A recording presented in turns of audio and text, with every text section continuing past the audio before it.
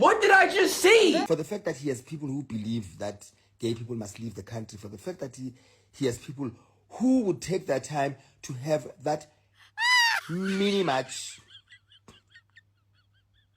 That mini match. We understand? It means there are people who can believe in Magati.